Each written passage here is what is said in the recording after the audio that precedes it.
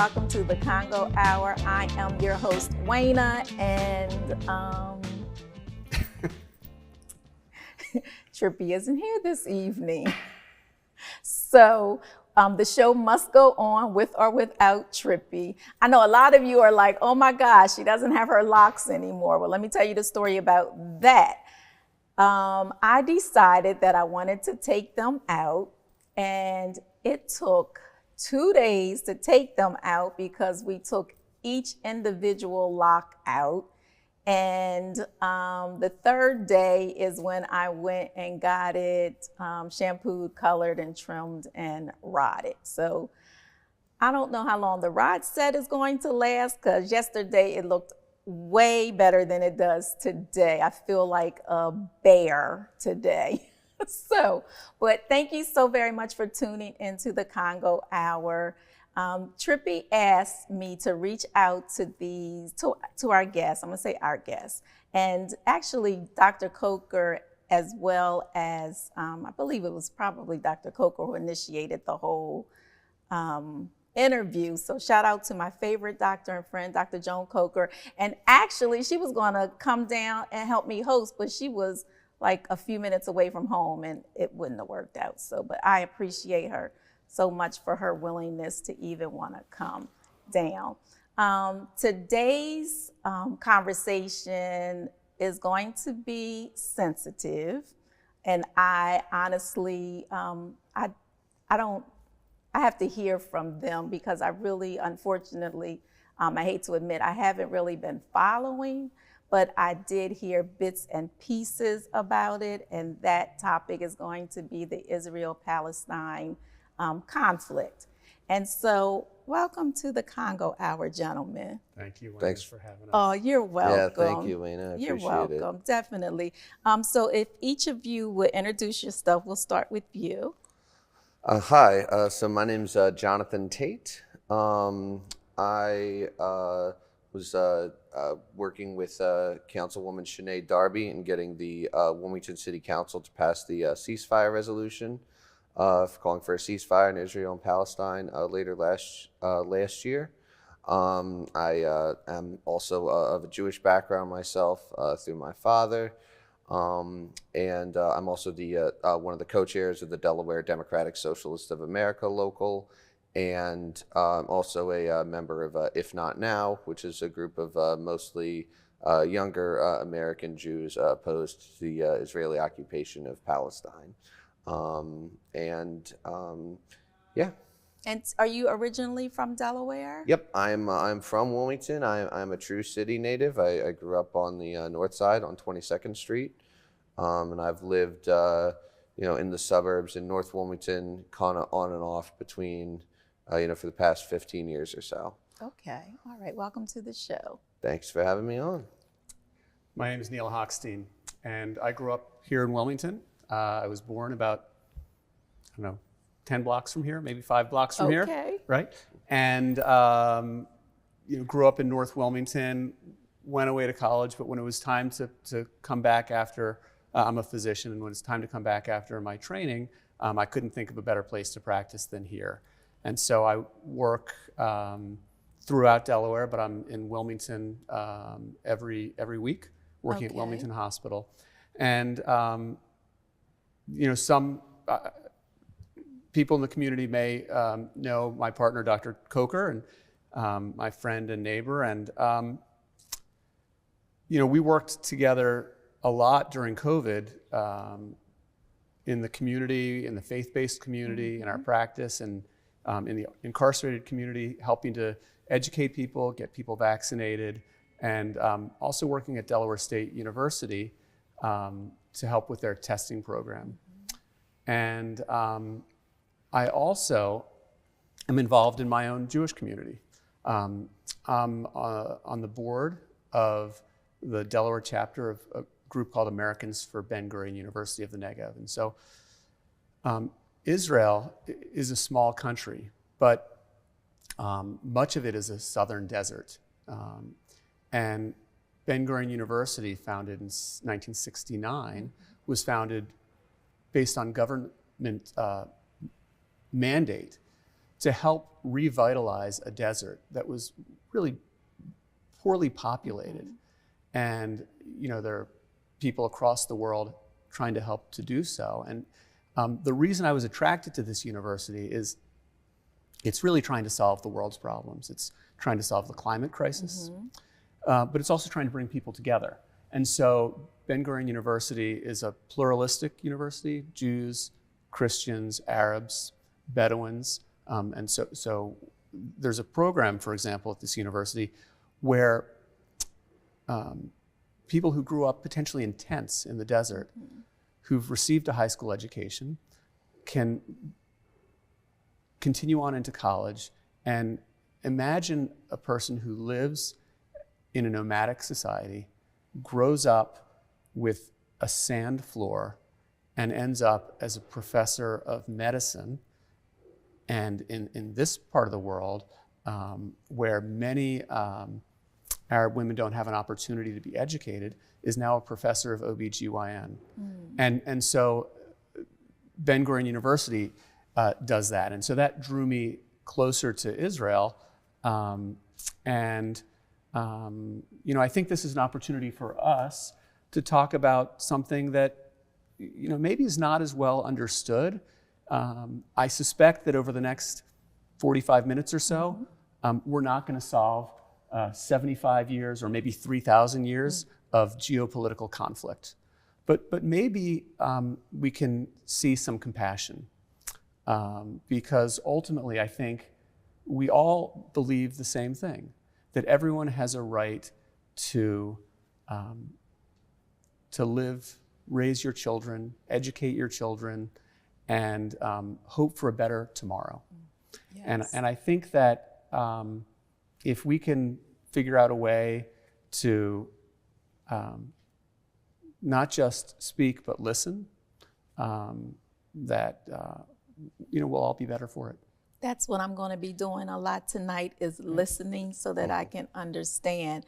I love the fact that you said the college you went to brought people together, and that's exactly what we're doing this evening, bringing two different opinions, correct, on what should or should not take place.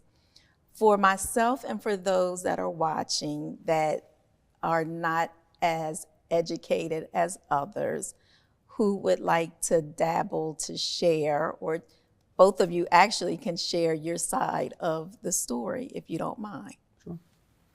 All right. I guess I'll go first then. So, I mean, I understand, of course, that the creation of the State of Israel was, in some ways almost necessary, because you had, many, displaced Jews, after the Holocaust, one of the worst, genocides in human history. And, to our great shame as a country, the United States, and other, Anglo-Saxon countries, did not let these Jewish refugees in. The United States had a ban on Holocaust survivors entering the country until 1956, almost, more than a decade, actually, after the end of the Holocaust.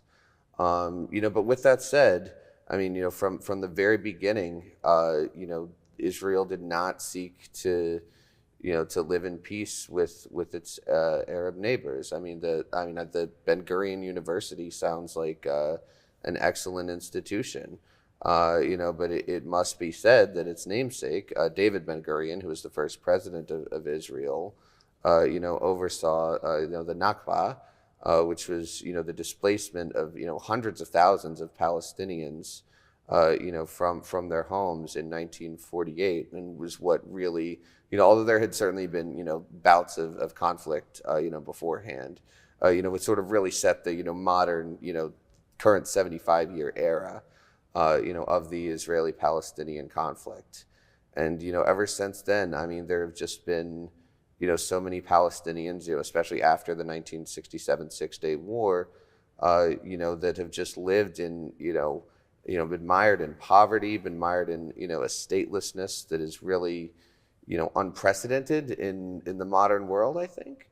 And I think that, no matter, I mean, there's no justifying, some of the actions that Hamas has taken, especially on October 7th. But ultimately, when you oppress people, when you keep people occupied, for 55 years, in the West Bank, when you keep people under siege for, 17 years in Gaza, I mean, there's going to be, resistance to that. And that's not necessarily always going to be the most, the best way of resisting or the most ethical or humane way of resisting. But it's not something that I don't think any people on earth would accept. I don't think it's something Jewish people would accept. It's not something Palestinian people will accept. I mean, it's just a kind of a natural fact of humanity that people want self-determination and sovereignty. And, I think that there needs to be an immediate ceasefire, and a release of all hostages, both the Israeli hostages that are being held by Hamas, as well as, Palestinian prisoners who are held hostage in Israeli prisons under, administrative detention, which is basically, indefinite detention without trial, or even being accused of anything. So that's pretty much where I stand. Okay. Yeah, I think that, idealistically, I think I agree with that. The challenge is that, in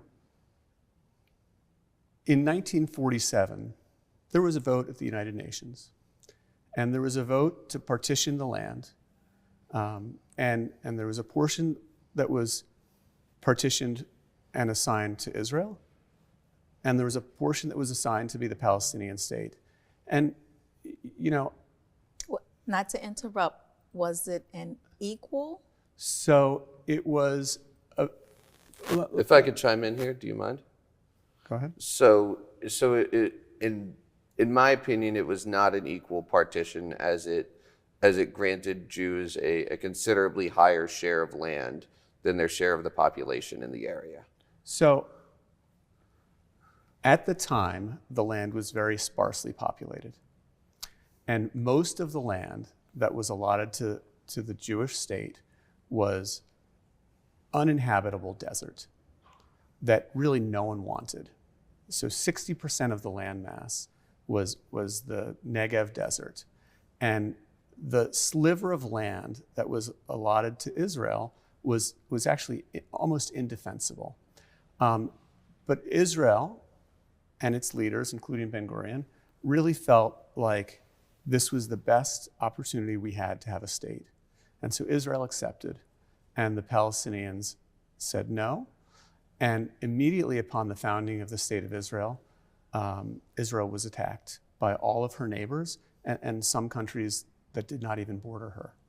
And through what Jews would consider to be really a miracle, Israel won that war. And at that time, there were villages that were incorporated into Israel, and Palestinian villages whose populations continue and whose descendants continue to live there. And so Israel has 1.7 million Palestinians, Arabs, who are citizens. They can vote, they can serve in Israeli parliament, the Knesset. There are 5 Arab members of the Israeli parliament. There's a small religion or people called the Druze. 250,000 still live in Israel. There are Christians that live there. And there's no question that during that war, many Palestinians fled. And some were truly displaced during a war. There have been many wars since then. There was a war in 1956 over the Suez Canal. There was a war in 1967, the Six-Day War. And during the Six-Day War, Israel also prevailed. And I should note that between 1948 and 1967, the United States was not arming Israel. It was countries primarily in Western Europe, France, the UK. And Israel won the 67 war. And during that advance, Israel captured territory in Gaza, in the West Bank, the Sinai Desert, and the Golan Heights, which is northern Israel and Syria. So Israel's a long, skinny country. And so in that long, skinny country, the Gaza Strip, where the current war is going on, is sort of the southwest tiny little area. And the West Bank is sort of the eastern part. If you could think about it, it's like it would be where the Jersey Shore is, if it was shaped like New Jersey.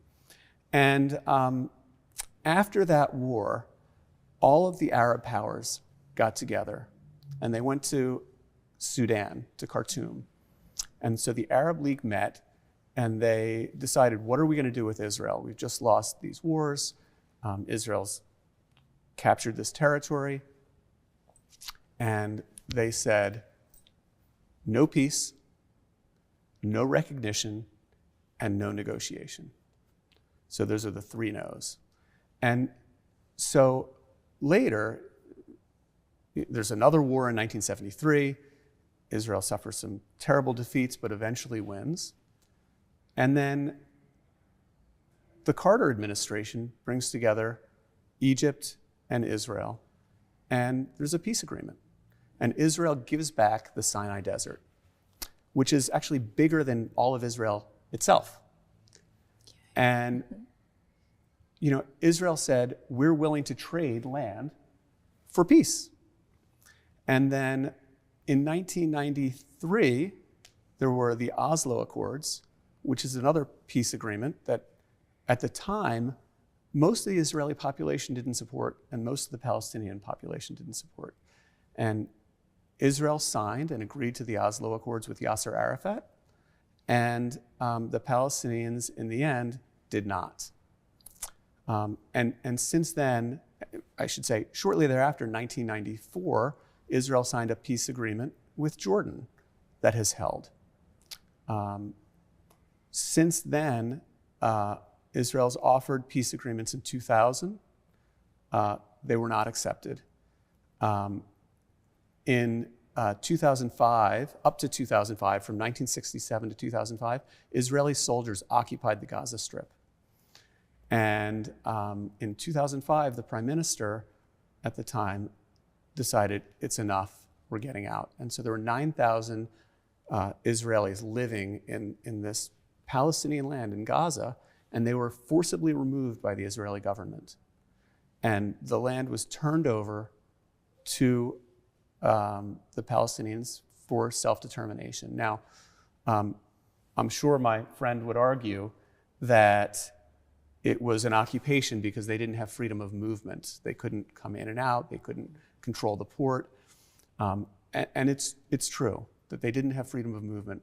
The border between Israel and Gaza was tightly controlled for security purposes, but the border between Gaza and Egypt was also tightly controlled. So movement of goods and services was not only stopped by Israel, that is balancing Palestinian liberty with Israeli security, but also by Egypt, that was balancing Egyptian security with Palestinian liberty. And even today, during this war, when many are critical of the limited aid that's getting in, Egypt is building a wall between Gaza and Egypt. And so it is a tremendous challenge. And watching the videos that we see of the destruction in Gaza right now and seeing the crying children is heartbreaking. But there's a media bias that we all know about. And it depends on what you watch. And we see this now. I was going to say, even the building of the wall is what's going on here in America now. So I'm trying to, the things that you're saying, I'm trying to relate to here. If you read Fox News and you read MSNBC, you would think you're on two different planets. That's true. Right? And it's absurd. It's crazy. And the same is true. I mean, in the pictures out of Gaza are heartbreaking. There are well over 100,000 refugees in Israel who can't go to their homes because their homes are in war zones. Their homes have been burned. Entire villages were destroyed on October 7th. Towns were destroyed on October 7th. there are still babies. There's a baby who was kidnapped at 9 months old. His name is Kafir Bibas. And, he celebrated. He had his first birthday as a hostage, if he's still alive even. And so, we haven't seen pictures of the, 85-year-old woman being pushed across the border and taken hostage in a wheelchair in months. Sheryl Sandberg, who was one of the Google and Facebook people, leaders, is making a documentary about the horrific sexual violence that was perpetrated on October 7th. And so I'm not going to suggest for 1 minute that what is happening in Gaza is logical, right? There's no logic in war. If people like us could sit down and just talk and not, beat each other up and kill each other, right? Why can't different countries? But Well, I would argue that both Israel and the Gaza Strip are run by people who are not as reasonable as us. I might even call both groups, both the Netanyahu government and Hamas. They're far-right lunatics in my book. In different ways. And You're shaking your head. Yes, you're agreeing. Well, I think that the government of Israel is a parliamentary democracy. Hold that thought right there. 1 second, because I'm trying for the viewers that are watching along with myself, I want to understand the parallel between the government that you just mentioned. What government here? Is it legislate? So it's, if I could take Okay. it. So the Knesset is, it's a little bit different than the American system. So there's not really like a president per se. There is a president, but he doesn't really have very much power. He's kind of a national figurehead, kind of like how the King of England is. Okay. The real power is in the Knesset, which is a 120-person Congress. Okay, so it's equivalent to To Congress. a parliament, It's right? sort of like Okay. the British government. Right, and then like the prime minister who's elected, from the Knesset, much like the British prime minister, is functionally the leader of the state. Okay. Although they use a different system than we do. There's not two parties. There's probably more like 20 or something in the something. It's always changing. Parties that were there years ago. 20? I'm probably exaggerating, but not by much. So there are, if there's a political party, like take our Democratic Party, okay? And imagine that the progressives decide, you know what, we've had it. We want more focus on a green initiative. We're gonna break off and form a green party. Okay. And so when there's an election, you vote for a party, and if your party clears a certain vote threshold, then you start getting a certain number of seats. Right, and it's a in the very low Knesset. threshold. I think about 3% or something. Yeah, so it- the ruling party in Israel, it doesn't have 61 seats. They have 30 or so seats. Okay. And so, Right, but that can make them accountable to some of the more fringe members. That's right. So, And the system also gives, block voting. So, if a group of, sort of very determined, more fanatical people, vote as a block, all for one party, then that they can really sort of punch above their weight. And I think that's, I think that Dr. Hockstein would agree with me that is very much, contributed to the, more like far right, more, pro-war slide of the Israeli government. So I don't know that it's a pro-war. I think it's pro-security. And so, we can look back through history. And so, for example, in 1972, in the Munich Olympics, we know about the Holocaust, right? 6 million Jews are killed. They do horrible things like making lampshades out of Jewish skin. It's just, it's an abomination. In 1972, at the Munich Olympics, terrorists invaded the Olympic Village, kidnapped and then killed all of the Israeli athletes. Why? Because they were Jewish. In 1976, there was an Air France flight that had about 100 and something Jewish passengers, and so the plane was hijacked and taken to Uganda. Why? Because they were Jewish. And so while I think there are things that happen in Israel for security, I think that if Israel laid down her weapons, there would be no Israel, and there would be no national homeland for the Jews.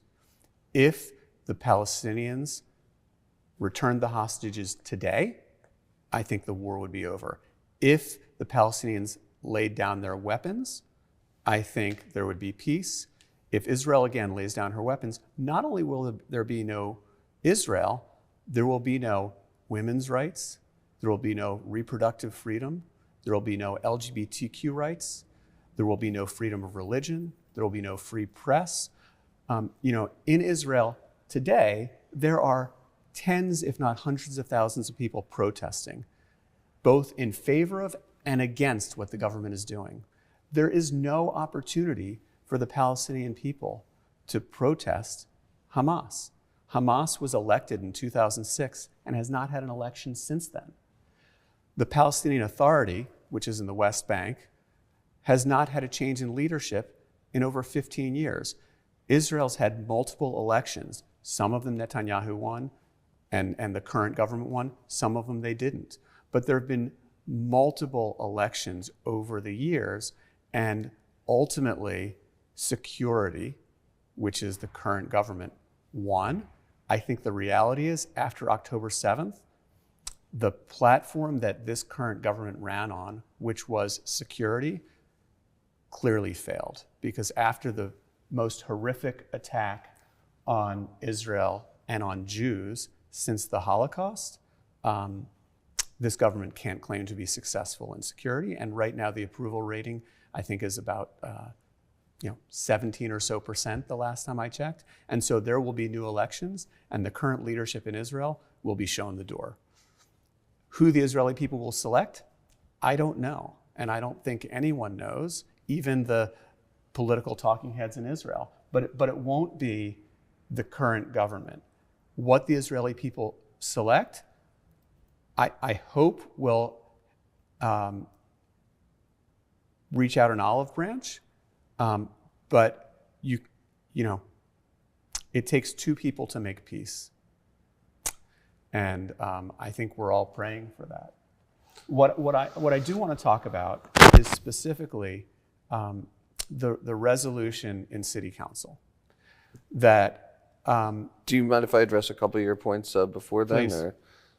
Yeah, so I mean, I noticed that you said earlier that Israel is a multi-party democracy of sorts, and that's true to a certain extent, but the Israeli government still ultimately holds military control over Gaza, over the West Bank, and those people cannot vote in those elections. Can I ask one question? Yeah. What would happen if Israel didn't have military control over Gaza and the West Bank? I mean, I don't know. Let's just take Gaza.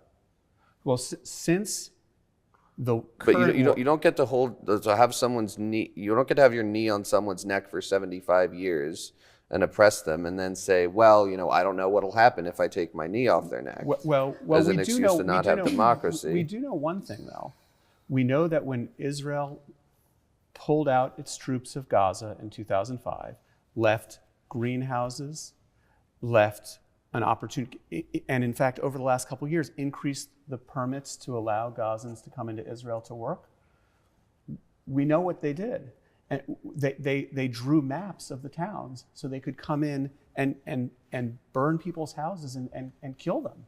And so there's no question that there's a balance between liberty and security. But the idea that Israel has never offered peace and the Palestinian governments have is just wrong. It's just foolish. I'm not suggesting they've been successful in offering peace, but Yitzhak Rabin, who was the Israeli founder of the Oslo Accords, said, and I think it's the kind of thing that someone says and it just blows your mind. Mm-hmm. He said, we don't make peace with our friends, we make peace with our enemies. And so if Israel is willing to make peace with its enemies, the Palestinian leadership has to be able to do the same thing. And they've never been willing to do so. But the Palestinian Authority in 1994, as part of the agreement or 1993, excuse me, as part of the agreement, And then they walked away. They did, but they did agree to recognize Israel and to negotiate. And what have they been rewarded with? More settlements, further degradation of their control, further security. So when it came time for Arafat to sign and move forward with the Oslo Accords, not only did it not happen, but a word that we've seen in protests, intifada, which literally translated means uprising or resistance. And what happened, the first intifada, which happened shortly after the 93 Oslo Accords, was bus bombings, restaurant bombings, and the second intifada was much more violent. And so that's not making peace with your enemies. That's making war. I want to take a break, and I'm going to tell you why. Yeah.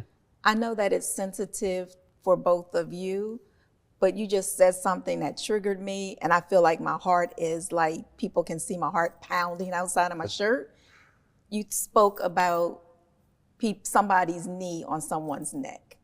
And unfortunately, people that look like me, and this isn't about us, but it just touched me because for years, we've had someone's knee on our necks. So we're gonna take a quick break. I'm gonna go drink some water, get some air, and we'll be back with this sensitive conversation.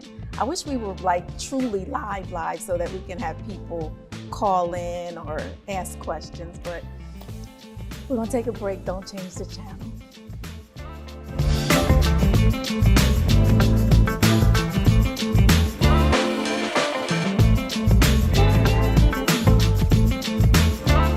DETV has been Delaware's premium provider of creative digital and broadcasting solutions that bridges communities and connects people. We create great stories for all audiences. We deliver independent news throughout Delaware. We are digital platform innovators. And we develop marketing and sales solutions so you can stay connected to your audience. Now, why do we do what we do here on DETV? We do it because we care. So, keep watching and follow us on all of our social media platforms. Remember, DETV, online, on air, on time. All right, welcome back to the Congo Hour. I woosah, I got some water, and we had a great conversation in between the break. And before we go talk about the resolution, I want to talk about, you mentioned that people are asking why you were so involved in the African American community. And I would love for you to share that. Sure. So it's really a couple of things. So one is your neighbors with Dr. Coker. Dr. Coker, and connections are so important, and opportunities to both speak and to listen. But it really started when Joan and I were walking our dogs, and it was March of 2020, and it's COVID. And we're talking about college students. And she said to me, how are these kids at DSU going to do it? And I said, well, let me think about it. Let me get back to you. And so I started calling some friends, and I called President Allen, and I called County Executive Matt Meyer. And in the end, we raised close to $8 million for Delaware State to open up a molecular diagnostics testing lab to get their program started, and then to move that to over another dozen HBCUs. And so why? So it starts with the connection. It continues with the people in Charlottesville, Virginia, with the torches saying, Jews will not replace us, and the murder of George Floyd. And the confluence of those things I think, links our communities. And we were talking a little bit, our communities are connected going back to W.E.B. Du Bois and before. When the NAACP was founded, Henry Moskowitz and some of his other Jewish colleagues were some of the legal counsel that worked with the NAACP. And even before that, if I might add, absolutely. Most segregated schools, most black schools in the South were actually not built with private tax dollars. They were actually built by Julius Rosenwald, who's a Jewish man who is the founder of the Sears Corporation. Yeah. Okay. I would argue it goes even back further. It does. I mean, it goes all the way to Frederick Douglass, and maybe before, but I don't know about before. Right, okay. and it continues with Thurgood Marshall, and when he becomes a Supreme Court justice, a Jewish man, leads the NAACP Legal Defense Fund. And it just continues. And Martin Luther King amazingly said in 1968, after the 67 war, he said, Israel needs security and territorial integrity. And so Martin Luther King was a tremendous supporter of Israel and also the Palestinian people. Yes, he also said that Israel should give all of the land back that it conquered in the Six-Day War. So, I'm not entirely sure I agree with that, but it's how you interpret it, right? right? Well, it's also who his audience was. I think it's both. Not that he was not talking about both sides of his mouth, but he was sensitive to the issues of both groups, including security and liberty. Getting back to the resolution, something that Councilwoman Darby said during her floor speech was that we, the black community, have always been with the Palestinians. And I took issue with that because, one, the city of Wilmington represents all members of the city.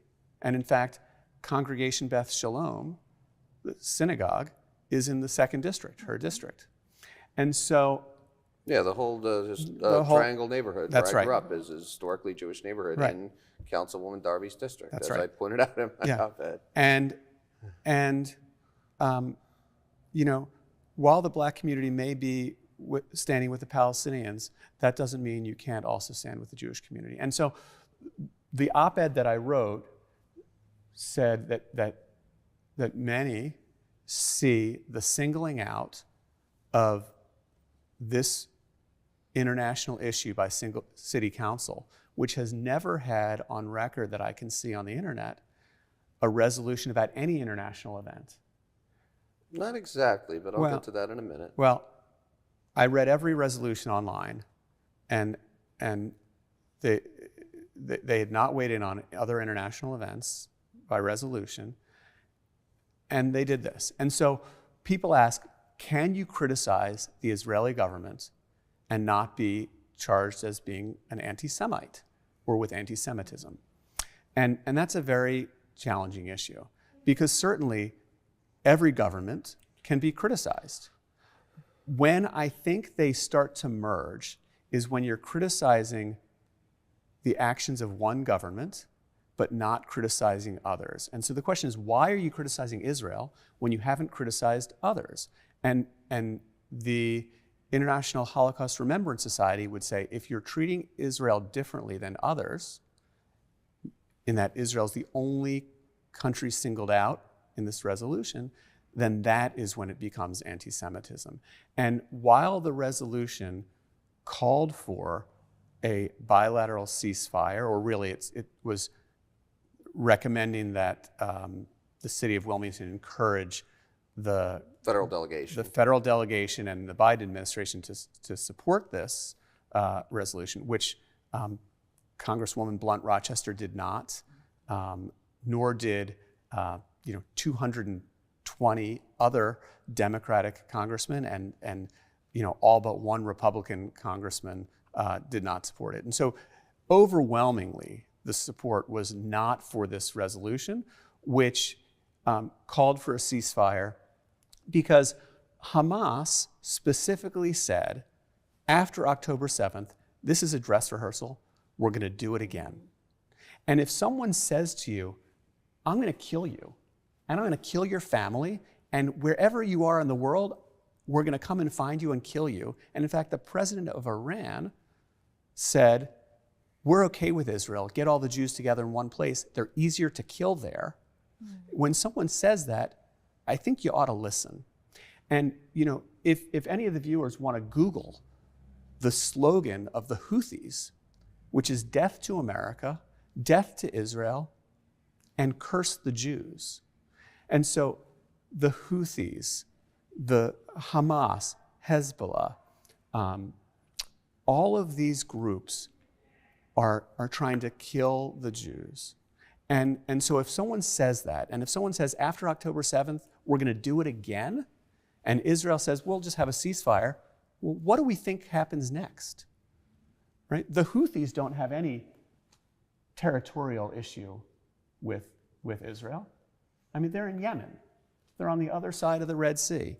And so it becomes a passionate issue when you're afraid for your life and when you're historically, whether it be the Air France flight or the Munich Olympics or the Holocaust or the pogroms in Russia where my family lost their property, their homes, or after the establishment of the State of Israel, we talk about, the Palestinians want their land back. After the expulsion of Jews from all of the Middle Eastern countries, many think that Israel is this white European country. 55% of Israel is brown. Of Israeli Jews, it's actually probably more than that if you include the Arab population. I want to go back because you say that there is another resolution that addresses. Oh, yes. So not exactly international affairs per se, but I actually stumbled upon this purely by chance through Facebook memories. I saw it on Maria Cabrera, it was a friend of mine, so on her timeline. And there was a resolution pertaining to Puerto Rico in 2018, after they had the hurricane, and the Trump administration, did, certainly I think what all of us, sitting on these couches would consider to be a pretty horrible, response.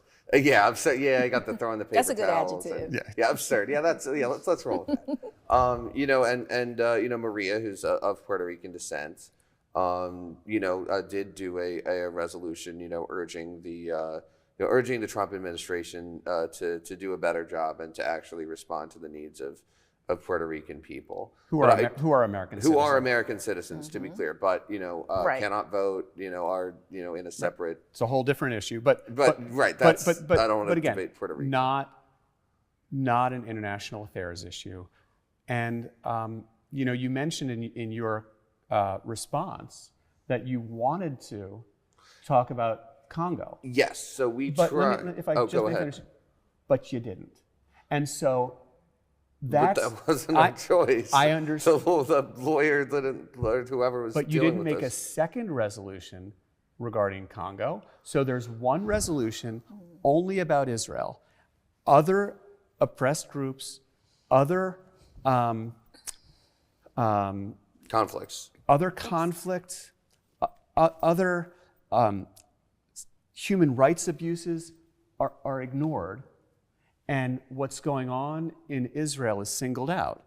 And that's what is crossing the line in my mind as anti-Semitic. And I don't think that it was the intention of the city council to offend the Jewish community or members of the Jewish community, certainly not all members, but Sinead Darby, Councilwoman Darby, mentioned in her floor speech that she's spoken with people on both sides. Well, I'm not sure which synagogues she spoke with, but the presidents and the rabbis that I spoke with didn't hear from anyone at City Council. And the Jewish Federation of Delaware didn't hear anyone from City Council. Okay, I'm going to reach out. Councilwoman Darby, I'm going to reach out to you so that you can come on the show and share I can't answer for her. Please. So yeah, I I'd would like her to love to come have you on here the too. show. I mean, So you helped craft this resolution. Did you speak with anyone from any of the synagogues? I mean, I didn't personally, but I know that Shanae had been talking with some people from the Jewish community besides myself. So some who were in favor of it and some who weren't. But So- if I could just respond please.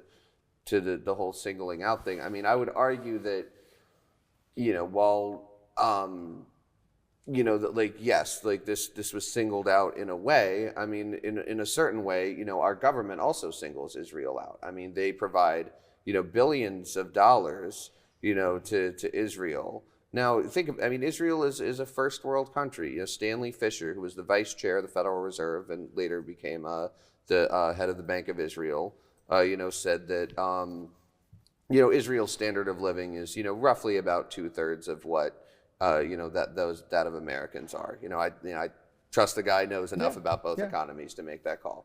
So that's, whereas, in the Congo, or in Sudan, or in, the horrible Russian atrocities that, we've all seen in Ukraine, the U.S. government isn't financing any of those. So there's not really, there's not really much, that we can really do to, persuade our federal delegation to, to stop all the evils of the Russian army when, we're not, financing the Russian army. Can I interject for a second? Yeah, go ahead. Yeah. So you're right. There is foreign aid given by the U.S. to Israel, and there's a security advantage to the United States having Israel as the only democracy in the region. The United States government spends an incredible amount of money in Korea on military presence, and in Germany, and in Italy, and in Saudi Arabia, but not a single American soldier is situated between the West Bank and Gaza. And having Israel there, according to all of our federal delegation, is in the United States' best interest. And so, but they're a first world country. I mean, with all due respect, they don't need our money. Korea is a first world country. Germany is a first world country. Italy is a first world country, and we're funding a military presence there. So we're funding our own military industrial complex because the strings attached with all that money is that they have to spend it all, or almost all of it, on American defense contractors. I think that, well, the strings attached to the military aid that Israel's getting is also attached. So I don't think that's any different. I'm not saying it's so not. I think that the money that is being spent is to, and we can discuss whether the United States military budget is appropriate, but that's a whole different conversation. My opinions are a little, they're so far left, they're going to fall off the screen. Well, look, I don't think there's any question that we should be investing more in the education of our children, right? Yes. Or more in healthcare in this country. But we're investing in security, and the foreign aid to Israel is an investment in American security. Now that may not make sense to many people, but there has been a peace since World War II in this country that has been sustained by this policy, and whether that is a successful policy, an appropriate policy, that's beyond the scope of this discussion. But I think that our federal government believes that investing in the democracy in Israel is in the interest of America. And so I hear you, right? I hear you that America and our taxpayer dollars are funding things that maybe you don't believe in, but our taxpayer dollars fund tons of things that none of us believe in, right? But singling out Israel, when you're not singling, as you mentioned, you specifically said Israel was singled out in a way, that's the line that's crossed, because there are countless ways that our federal dollars are spent that you wouldn't agree with, but there aren't city council resolutions about it. And is Italy, have they displaced, over 1 million people? There are over 12,000 Sicilian children. Has Italy, launched 20,000 rockets into the United States? we can go back and forth. There has not been a single year since 1997 that a rocket hasn't flown from Hamas into Israel. And so, we can go back and forth about whataboutisms, but there was a resolution that singled out Israel with a rationale that it's based on taxpayer dollars. Taxpayer dollars are used for plenty of things that are not supported by certain members of city council, and yet there are no resolutions. And so as a Jewish person and a proud Zionist, when that resolution targets something that I think is in a way unique to Israel because it's a Jewish state, I find it hurtful. And so that's why I'm here, because ultimately, I really believe we're stronger together. And so I understand that we can have differences. I hope that there's a peace. I hope the hostages come home safely. I hope that there is a, rebuilding of Gaza. I mean, after World War II, Germany was split. It's two countries. Today it's one. The Berlin Wall is down. They're at peace. After the Vietnam War, we're free to travel to Vietnam. There's peace. It may not happen today, but I hope and pray for a better tomorrow. And I just don't believe that resolution was getting us closer to the peace that we all want. And I hope that those in city council who supported this resolution, who I truly believe did it with good intention and well-meaning, I hope that they'll reach out to people in my community who are hurt by it so that they can just hear us. I mean, that's all. I mean, that's all we want. We all pray for a better tomorrow for our children and for our neighbors' children. So. Thank you. And do you have something that you want to, final words that you would like to share? Yeah, I just, I happened to stumble across in the lobby out there, there were some other pro-Palestine advocates, and they had been, they had an event over the weekend with, having some kids write postcards to our federal delegation, begging them really for a ceasefire. And State Representative Medina Wilson-Anton, who's been very, very vocal in her pro-Palestine advocacy, she asked me to show them. So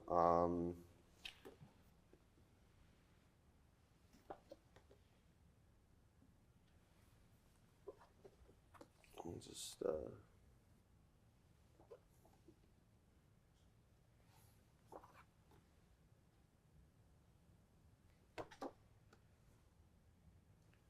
So may I add one thing? Of course. So the last postcard that you held up said "Stop Genocide," and genocide is a word that I think we need to understand.